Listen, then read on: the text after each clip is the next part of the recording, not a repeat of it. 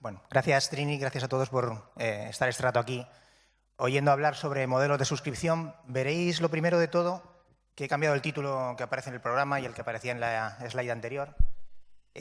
Hace como 5 o 6 años estuve aquí por primera vez contando qué era esto de vender libros a través de modelos de suscripción. Creo que la experiencia de estos años, inquietudes a las que hemos ido llegando en la compañía y con mi socio justo, nos han acabado abriendo caminos hacia cosas que podríamos decir que están más allá de la plataforma 24 Symbols y de los modelos de suscripción per se, ¿vale? Entonces, querría aprovechar la sesión de hoy, por supuesto, el que no conozca, para hablarle un poquito de qué es esto de vender libros o comercializar libros a través de modelos de suscripción, pero también, ya digo, iré soltando, casi diría, inquietudes personales en periodo de maduración que van a ir abriendo el camino para cosas que están germinando ya y que presentaré al final de la ponencia.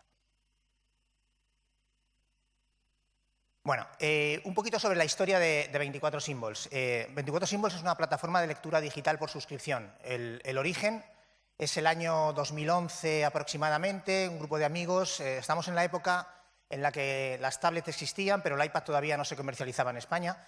Y empezamos a intuir que en el mercado del libro digital acabaría ocurriendo algo parecido a lo que estaba pasando en la industria de la música o del cine, ¿vale? Que la compra de ítems concretos, la compra de canciones, discos, películas, estaba dando paso a otros modelos en los cuales uno paga una tarifa plana, paga una cuota y puede acceder a un contenido, un catálogo, en este caso de libros, multieditorial. Bueno, desarrollamos la plataforma y fuimos poco a poco enriqueciendo tanto la tecnología como el catálogo que había detrás, ¿vale? Ahí podéis ver un par de vistazos de la plataforma de Reading. Hicimos mucho énfasis en su día en hablar de que, además de una plataforma de Reading, éramos una plataforma de descubrimiento de libros. Entendíamos la suscripción, entendíamos el concepto de servicio como algo más que la pura rentabilidad económica de un consumidor que paga una cuota de 9 y lee más libros de los que podría comprar con esos 9 euros, 9 dólares al mes. Entendíamos que un servicio de suscripción era un sitio donde uno acostumbraba a interactuar con otros lectores o acostumbraba a encontrar allí los libros que quería leer, ¿vale? Esa dinámica de descubrimiento de libros, esa dinámica de servicio, esa dinámica es la que podría acabar haciendo que la fidelidad del usuario con la plataforma fuera mucho mayor, ¿vale? Siempre entendimos que este era un lugar para quedarse, que psicológicamente una suscripción tiene ese punto diferente, tiene esa decisión de compra que se toma una vez. Yo decido leer aquí y decido una vez comprar. Una vez hecha esa decisión, tomada esa decisión, mientras no cancele, mientras esté satisfecho con el servicio, simplemente voy leyendo todo el catálogo que me apetece, ¿vale? Y para que ese razonamiento se sostuviera, para facilitar que la gente se fidelizara a la plataforma y siguiera leyendo con nosotros, básicamente el servicio tenía que ir más allá que la simple lectura, y de ahí ese énfasis que pusimos en la parte social de la plataforma y en la parte de comunidad, ¿vale? En la parte de compartir, ¿vale? Bien, la historia está ahí. Ahora os hablaré un poquito de números, dónde hemos llegado, cómo hemos orientado nuestro modelo comercial, etcétera, etcétera. Sí querría aprovechar para hacer una pequeña síntesis de cómo es o cuál es la lógica de negocio de un modelo de suscripción, ¿vale? Esos palabras que en terminología digital uno puede leer y que creo que desmenuzan bastante bien cuál es la lógica de un negocio como este, una suscripción de libros con una suscripción de cualquier otra cosa, ¿vale? Antes os decía de que el suscriptor toma la decisión de compra una vez. En general, desde el punto de vista de una plataforma como nosotros, hay que conseguir esos usuarios.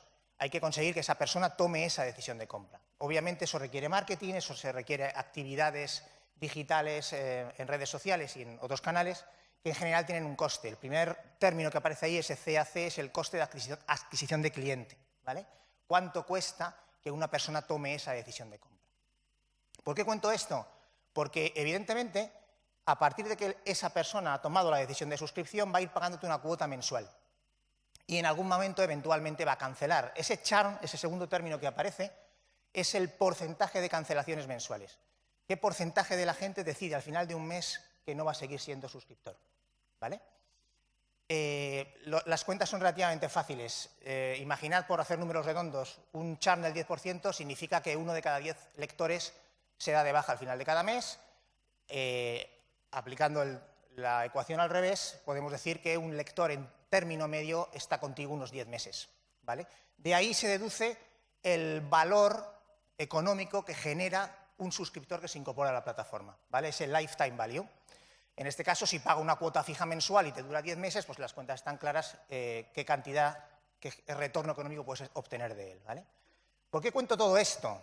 Cuento todo esto porque en construir una plataforma de suscripción y una comunidad de lectores fidelizados a ti está muy relacionado con sostener un producto suficientemente avanzado, suficientemente bueno, con un catálogo suficientemente potente, que haga que estos ratios cuadren.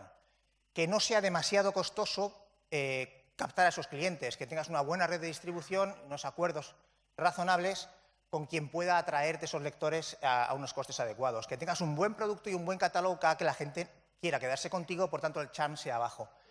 Que los acuerdos que tengas con tus proveedores, en este caso con los editores, sean suficientemente buenos como para que en ese lifetime value, en este valor económico que obtienes del lector, puedas obviamente sostener la economía de la empresa y a la vez pagar a esos proveedores por los contenidos que producen, ¿vale?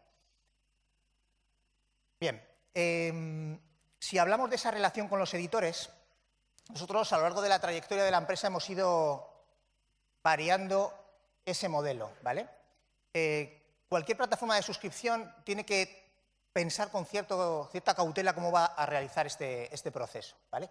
Nosotros hemos trabajado con un par de modelos. Inicialmente seguíamos un modelo llamado modelo de bolsa, que básicamente es de todo el dinero que recaudas de tus suscriptores, eliges un porcentaje, determinas un porcentaje a repartir entre ellos y utilizas algún criterio de reparto. Nosotros utilizamos el concepto de página. Contabilizábamos en un periodo de liquidación cuál era el total de páginas leídas en la plataforma y dividíamos la cantidad a repartir entre esa cantidad de páginas. Salía, por tanto, un precio por página que nos servía un poco para graduar la cantidad de dinero que le correspondía a cada libro leído, ¿vale? Bueno, en su día tuvimos que hacer un cambio bastante radical de modelo que suponía realizar o asumir un riesgo nosotros como compañía que básicamente dejaba el riesgo de nuestro lado. Como dice ahí, el cambio que hicimos fue, una vez que un lector lee más del 10% de las páginas, el libro se considera leído y se pagaba, ¿vale? Con lo cual, el pago, que no deja de ser un porcentaje del precio de venta del libro, hace que la rentabilidad que te genera un suscriptor, ese lifetime value del que hablaba antes, dependa mucho de cuán ávido, cuán lector, cuántos libros lee al mes cada uno de esos suscriptores, ¿vale? Este cambio no fue por azar, evidentemente estuvo basado en la experiencia que tuvimos con editores a lo largo de los primeros años de la compañía y un análisis del riesgo que empezábamos a correr si no conseguíamos incorporar catálogo suficiente a la plataforma, ¿vale? El cambio vino de la mano de un crecimiento brutal del catálogo, ahora iremos a los números, pero fue esencial para que pudiéramos realmente testar el modelo con un catálogo suficientemente potente para que fuera atractivo para los lectores, ¿vale? Y otro elemento concreto dentro de la trayectoria de la empresa que creo que merece la pena compartir hoy aquí es esa estrategia de canales, ¿no? Antes os hablaba del coste de adquisición de clientes, ¿no? Cómo una empresa pequeña como nosotros se planteó el llegar a suscriptores en todo el mundo con presupuestos de marketing muy ajustados, ¿vale? La apuesta que realizamos fue una apuesta de relación con operadoras de telefonía móvil. Básicamente, operadoras que tenían una política de servicios de valor añadido de incluir servicios de contenidos por encima del servicio básico de telefonía y de conectividad de datos que ofrecen a sus clientes, ¿vale? Esta iniciativa comercial vino de la mano de un inversor antiguo de la empresa y nos llevó a realizar acuerdos con operadoras por medio mundo. Ahí está TracFone, Orange, Movilcom de Vitel, Beeline, Tigo o Personal aquí en Argentina, ¿vale?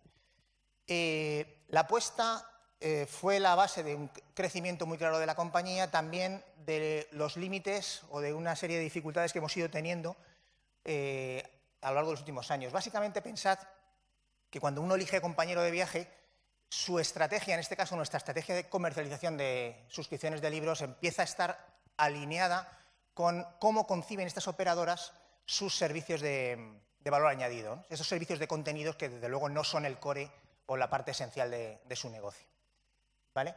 En ese devenir de estas relaciones comerciales con estos monstruos en el mercado, han influido también esencialmente temas regulatorios.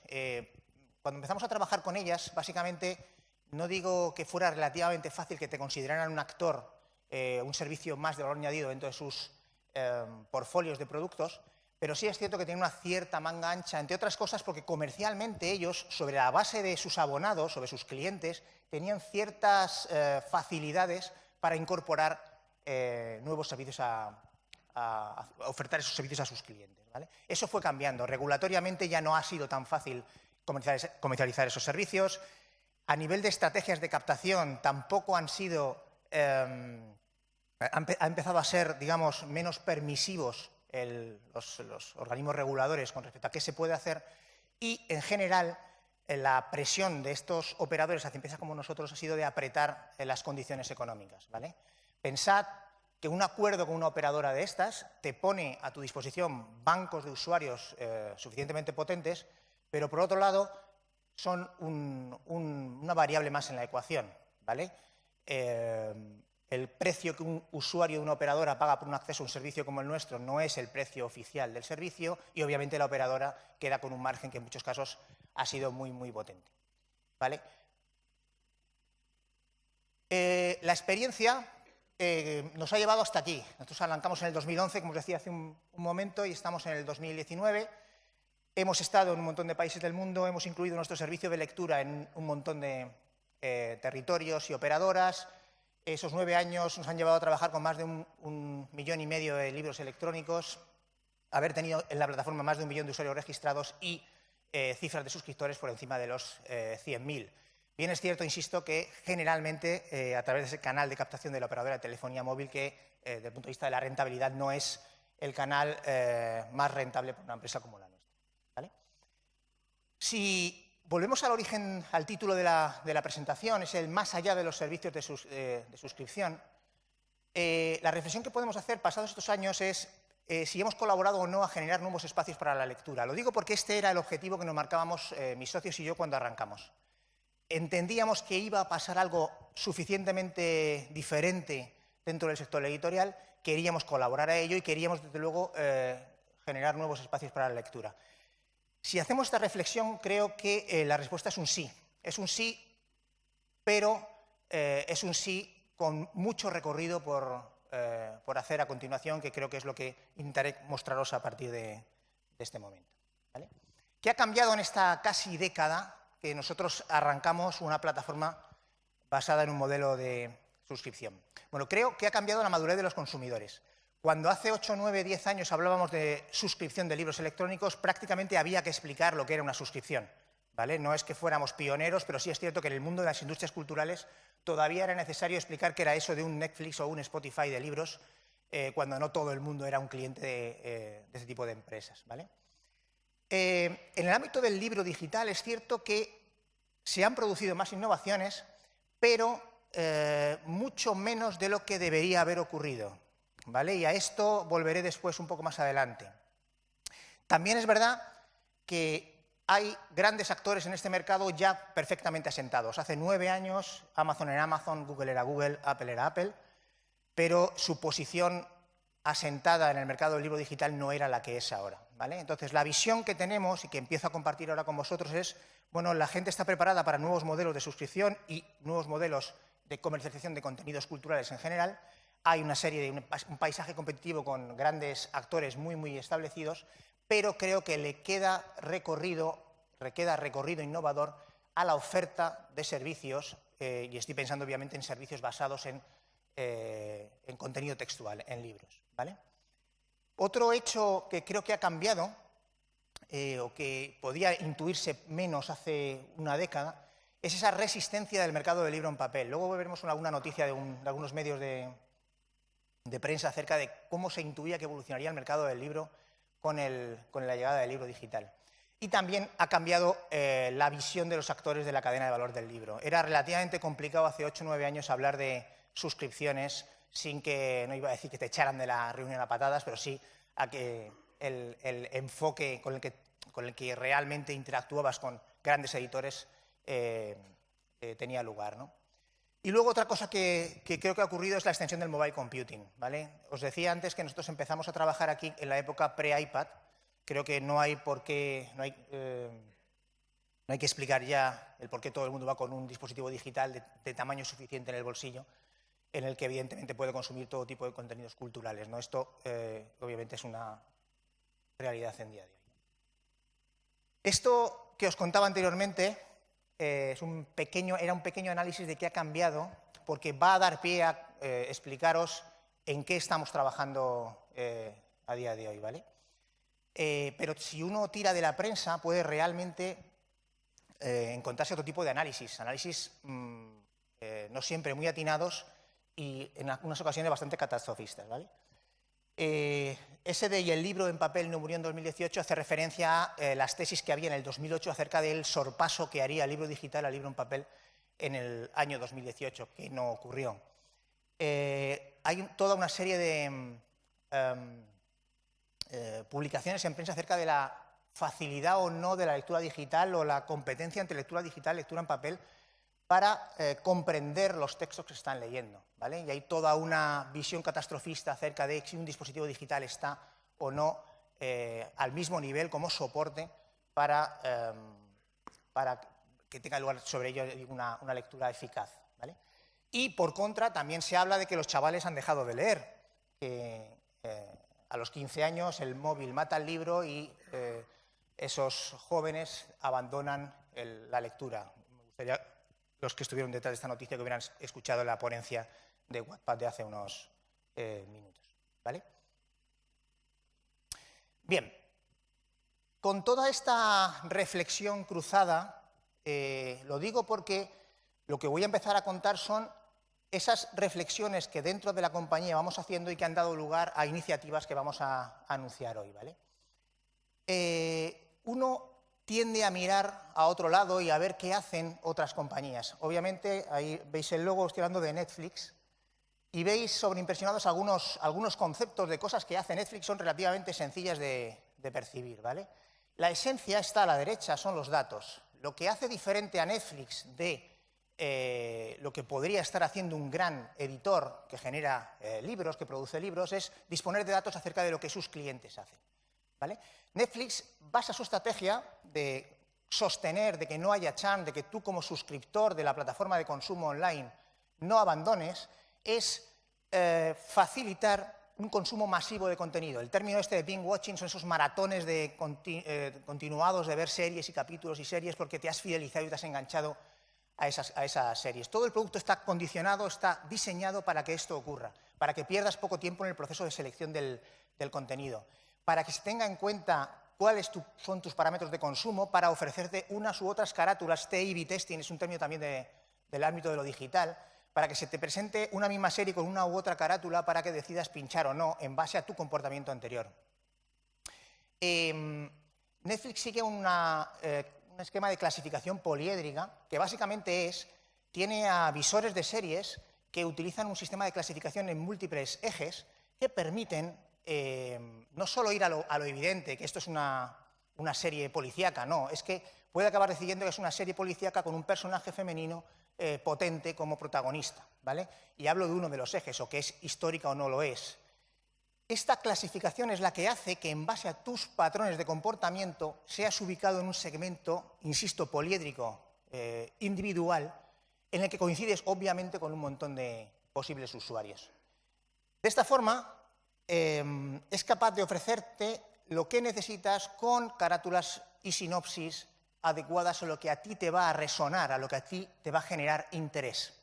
Lo que está haciendo no es otra cosa que utilizar los datos, no solo del contenido que existe, sino de tu comportamiento como consumidor de series, para maximizar el engagement con la plataforma, tu fidelidad con esos contenidos y que tu permanencia como suscriptor de Netflix, ¿vale? Esto, que algunos conocerán bien y otros les habrá sorprendido un poco más, a mí me llama mucho la atención porque cuando estábamos viendo hacia dónde teníamos que evolucionar como servicio de suscripción, hacia dónde podíamos intentar ganar nuevos espacios para la lectura, nos dábamos cuenta que el sector editorial, una parte relevante de él, sigue atado a un soporte como este, ¿vale?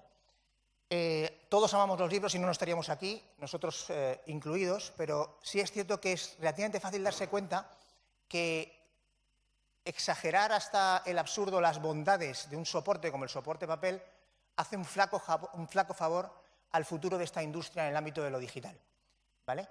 Esta industria ha vivido de los libros y ha vivido el soporte papel, va a seguir viviendo de libros y va a seguir viviendo y haciendo negocio con soporte papel. No hay ninguna industria en el mundo que dispare contra aquello que le genera negocio, con lo cual no estoy en absoluto defendiendo esto, pero sí estoy defendiendo que en el futuro, si nos planteamos no una visión de conservar el negocio que tenemos, sino que empezamos a pensar en cómo ganarle espacio a Netflix, cómo ganar espacio al tiempo de ocio digital dedicado a otro tipo de consumos, que es realmente el enemigo, o cómo ya se habla a veces de la economía del tiempo de ocio, pero casi deberíamos hablar de la economía del tiempo de sueño, porque esta estrategia de binge watching, de atarte a una serie para que te vayas más tarde a dormir, básicamente lo que intenta sacar de cada uno de nosotros es tiempo a las horas de sueño. Y en ese escenario de hiperoferta de contenidos culturales con todo tipo de medios, si el libro quiere sobrevivir, tiene que empezar a pensar que ahí hay un nicho por el que luchar y que ese nicho por el que luchar es difícil sostenerlo, solo, insisto, con el soporte papel, ¿vale? Lo que proponemos o lo que tenemos en la cabeza es pensar en el dispositivo digital, en un dispositivo con capacidades diferentes e interactivas de comunicación con nuestros consumidores que nos van a permitir tener herramientas para luchar por ese tiempo, para luchar por el tiempo dedicado a la lectura. ¿Vale? Si uno analiza cómo un grupo editorial qué información maneja a la hora de tomar decisiones estratégicas para la compañía, lo hablaba ahora en el descanso con Daniel de 451, ¿no? Los datos básicos son relativamente pobres. Pensemos en los datos de venta. Los datos de venta llegan con bastante retraso, llegan después de un proceso de distribución generalmente poco eficaz, los libros van y vienen, uno acaba sabiendo relativamente tarde cuántos se han vendido, dónde se han vendido. Y desde luego, entre esos datos no está la información de cómo ha sido leído o con qué pasión ha sido leído el libro, ¿vale? Estamos, por tanto, relativamente lejos de cosas, de información, de datos de los que sí dispone Netflix para tomar decisiones, para fidelizar a sus usuarios, ¿vale?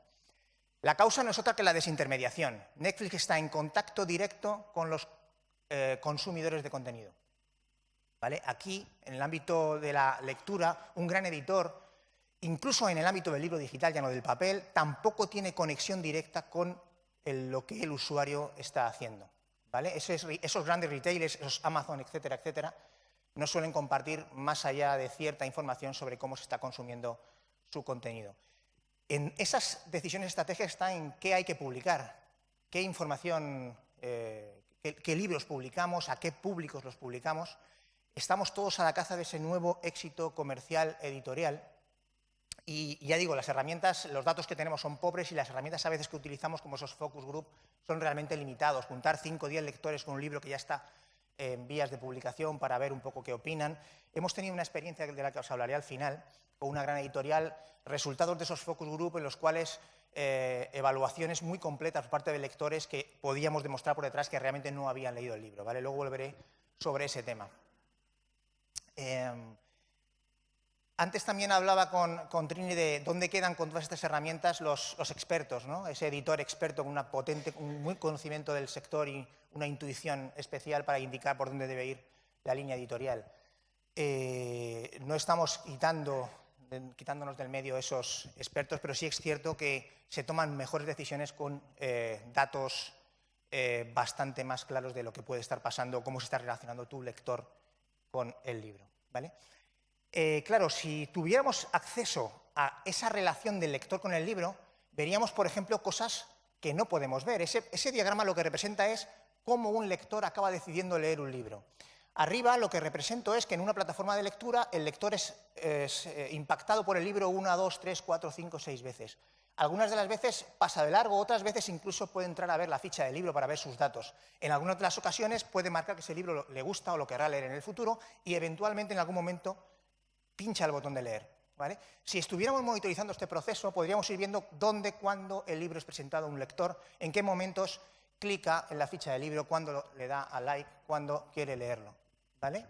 Esto podríamos hablar del funnel o el embudo de selección de la lectura, que es evidentemente datos que un gran editor que está por detrás de una plataforma de lectura no tiene dentro. Y si hablamos de lo que ocurre después de darle a leer, eso representa esa figura, ese diagrama de tiempo, es las diferentes sesiones de lectura en las que el lector está involucrado con un libro, ¿vale? El lector lee, para, a veces los parones entre una sesión de lectura y otra son muy grandes, la velocidad de paso de páginas durante el proceso de lectura puede variar y mucho en función de lo enganchado o lo interesante que está siendo el libro en ese momento. Todo esto es información que si tienes un soporte digital que deja traza, la plataforma tiene y el gran editor no está teniendo, ¿vale? Ni qué decir tiene que la interacción con el libro en el proceso de descubrimiento o la interacción con el libro en el proceso de lectura son datos cuantitativamente muy valiosos para la toma de decisiones. Y en el caso del contenido textual, ni siquiera necesitamos a los taggers de Netflix. Esos visores de series que te van diciendo de qué va y de qué no va, qué entidades son clave o no, qué estructura tiene la serie o no.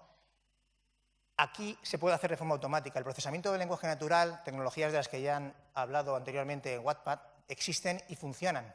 Y esas técnicas aplicadas al contenido textual te pueden decir, insisto, la estructura de la trama, qué entidades son relevantes en la trama en cuestión, el análisis sentimental acerca de si es positivo o no es positivo, pueden hacer clustering de contenido, qué contenidos se parecen entre sí.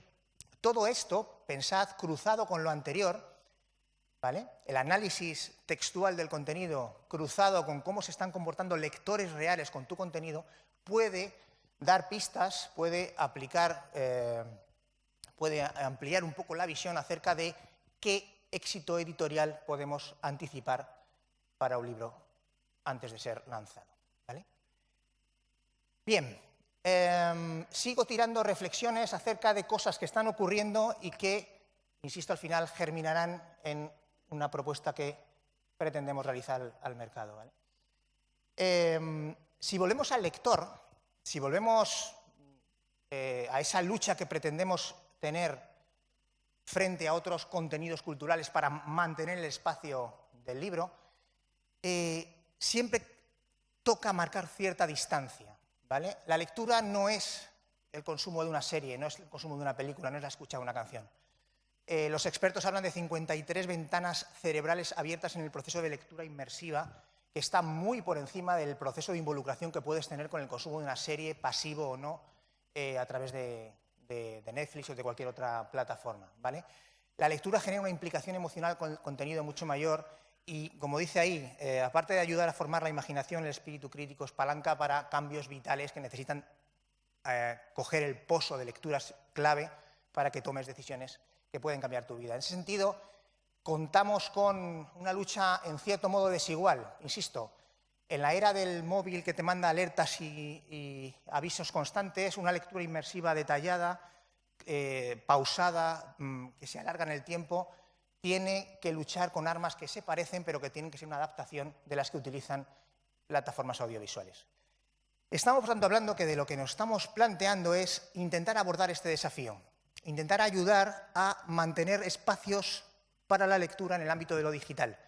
Y creo que hay caminos que recorrer, insisto, caminos que recorrer, investigaciones que realizar y pruebas que hacer para que la experiencia de lectura que podemos encontrar en digital realmente aproveche las capacidades que tienen esos dispositivos, ¿vale? Hablo de descubrir las posibilidades que tiene la tecnología para construir hábitos. Todas las aplicaciones móviles utilizan técnicas para generar adicción. El esfuerzo que se ha hecho para llevarlo el libro a lo digital, lo que han hecho es convertir el libro de un soporte a otro y soltarlo ahí para que el lector tenga que ser el que activamente va por él. Insisto, la lectura requiere esa inmersión y requiere esa dedicación, pero hay técnicas digitales que se aplican en un montón de entornos que no se están utilizando en el ámbito del libro electrónico. Insistí antes en lo de competir por la atención en los dispositivos digitales y insisto en los temas de experiencia de lectura, ¿vale? Hay que generar nuevos espacios para la lectura porque generamos diferentes formas de leer que tienen mucho que ver con el para qué se lee, ¿vale? No es lo mismo una lectura para formarte técnicamente que una lectura por evasión, que una lectura por tipo ensayo para entender el mundo, etcétera, etcétera. Cada lector y cada tipo de lectura tiene que buscar las maneras en las que generar experiencias diferentes, maneras de relacionarse del dispositivo digital con el lector que sean atractivas y que permitan a esta industria luchar por el tiempo de ocio o de sueño de sus consumidores. Una metáfora que nos gusta presentar cuando hablamos de esto es la del viaje literario. Cuando hablamos de experiencias, estamos hablando de, obviamente, un lector leyendo un contenido. Si queremos fidelizar a un lector a una plataforma de suscripción o no, pero si queremos que dedique tiempo a leer, es necesario que esa experiencia, esa relación del lector con el libro sea relevante, placentera, inolvidable. ¿Cómo realizar eso que todo lector sabe que se puede conseguir con un libro? Pues en muchas ocasiones interactuando digitalmente con diferentes elementos. Hablaba antes de investigación y ahí sugiero algunas de las líneas de trabajo, ¿vale? La psicología cognitiva da pistas acerca de cómo en esas lecturas que son realmente lecturas para aprender, cómo es más eficaz que el contenido sea leído, ¿vale? O cómo se tiene que llevar a cabo esa relación entre el lector y el libro para que el aprendizaje sea más efectivo. Las técnicas de comprensión lectora, idénticamente. Hay un montón de trabajos detrás, generalmente en ámbito de lectura infantil, para facilitar ese aprovechamiento lector, que pueden llevarse a la lectura digital para que esa experiencia sea más relevante, placentera e inolvidable. Y como os decía, el ámbito de la construcción de hábitos digitales también hay una línea de investigación ahí muy potente. Entre esos ingredientes, no digo que tengamos o que estemos cerca de tener esa receta clara, pero sí que vamos identificando ingredientes que podrían ayudar a construir estas experiencias, ¿vale?, de lectura digital diferentes, ¿vale? Por supuesto, la curación.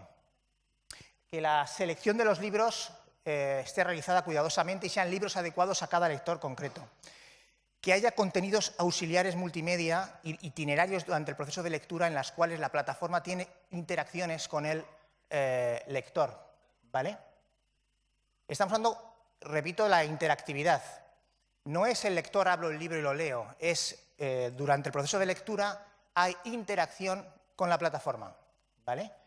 Puede ser para incitar a la lectura, para aclarar conceptos, para validar aprendizajes, para profundizar en tramas y personajes.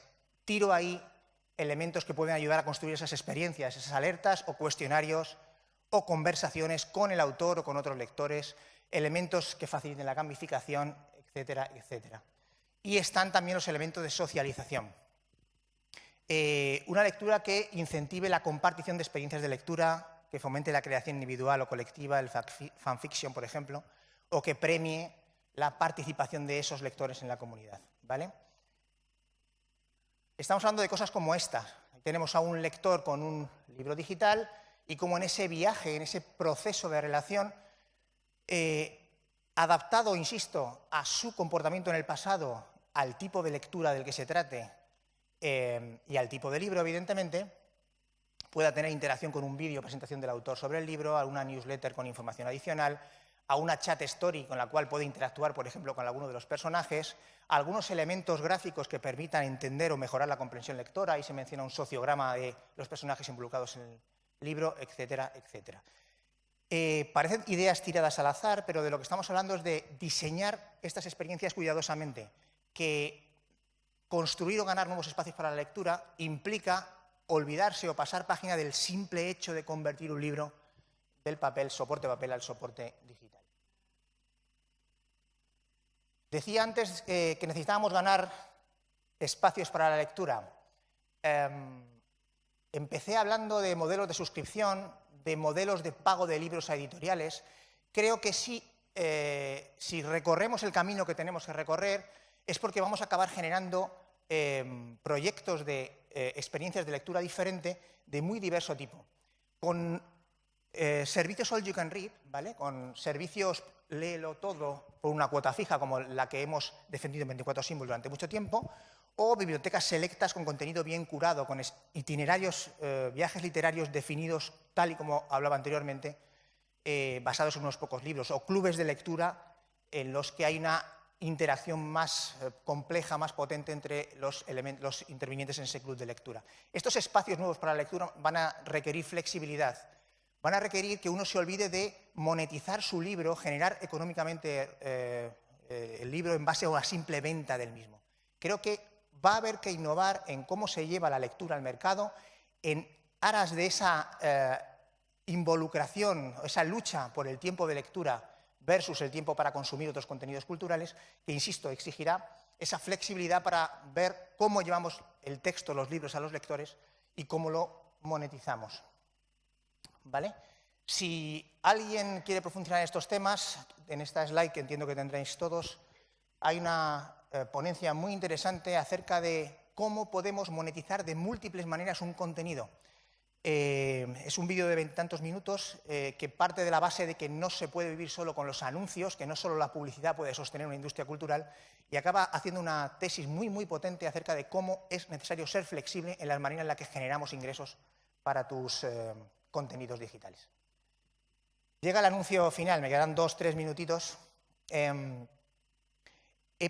tratado de explicar cómo hemos llegado hasta aquí, cómo llevamos 8 o 9 años llevando al mercado un servicio, el You Can Read, un servicio de pago de una cuota fija mensual para consumir todo el contenido que existe en una biblioteca multieditorial, y he ido compartiendo visiones desorganizadas en muchos de los casos y perspectivas que vamos deduciendo de hacia dónde camina esto, ¿vale?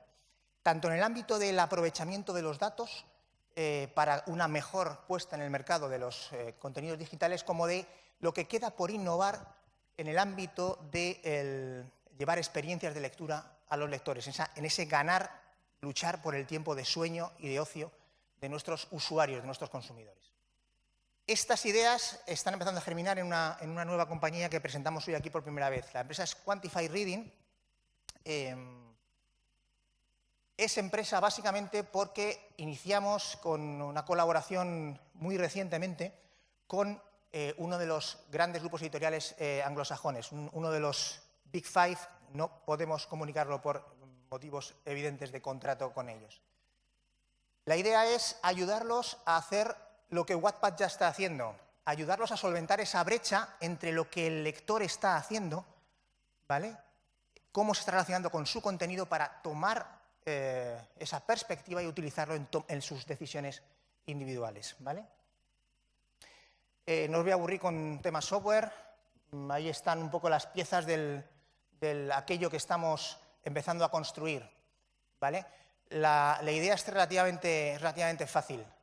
Queremos que en la toma de decisiones de una editorial se tengan en cuenta la relación real, directa de lectores con el contenido. Hay, evidentemente, una plataforma de lectura, hay una monitorización de lo que realiza ese lector con el libro antes del proceso de iniciar la lectura y durante el proceso de la lectura, y hay técnicas de data science y de machine learning aplicadas a esos contenidos, a esos comportamientos, para tratar no de encontrar la piedra filosofal, no de decir esto es un éxito comercial, sino para ayudar a que pequeñas decisiones de qué se publica o no, o dónde se invierte el dinero de marketing, se tomen de manera que la rentabilidad sea mayor, que eventualmente seamos capaces de producir mejores libros, más adecuados a lo que los lectores están queriendo leer, y seamos capaces de venderlos en mayor cantidad, ¿vale? ¿Cómo hila todo esto con las experiencias de lectura que os he estado sugiriendo, que es un camino que tendríamos que recorrer todos? Bueno, creo que ese servicio de Quantify Reading, ese servicio que podríamos llamar de Reading Analytics, ¿vale?, que creo que el sector editorial no puede renunciar, no puede cerrar los ojos a lo que Netflix está haciendo, necesita comunidades detrás. Creo que es una coincidencia absolutamente fascinante que mi ponencia venga detrás de la de Wattpad, porque creo que son caminos relativamente inversos. En su caso, una exitosísima comunidad da pie a aplicar técnicas de Machine Learning para optimizar su funcionamiento y el rendimiento comercial que van a sacar de ella. Creo que en nuestro caso somos ingenieros, venimos del mundo del software, es una visión acerca de qué datos y qué software hace falta para enriquecer los procesos de decisión de una editorial, los que nos llevan a pensar que necesitamos una comunidad detrás, que hace falta que esos lectores cuyos datos de lectura ayuden a tomar decisiones estén involucrados en una comunidad ayudando a las editoriales a construir esa información, ¿vale? Con lo cual, presentado Quantified Reading, presentada esa línea de colaboración con un Big Five para apoyar en ese proceso de poner en valor los datos de lectura. Otra de las líneas en las que estamos empezando a dar los primeros pasos es precisamente esto, ¿vale? Se resume ahí en una frase como un deseo de futuro que dentro de esta nueva compañía empezamos a caminar, ¿vale? Una comunidad con una oferta flexible de servicios de lectura digital monetizados de maneras muy diferentes, no exclusivamente como modelos de suscripción, y que pretende exprimir las posibilidades de los dispositivos digitales para construir experiencias de lectura eficaces y relevantes para los lectores, porque si no damos con esa piedra filosofal, nunca seremos comunidad y será más difícil dar esos servicios de datos aplicados a la industria editorial. Muchas gracias.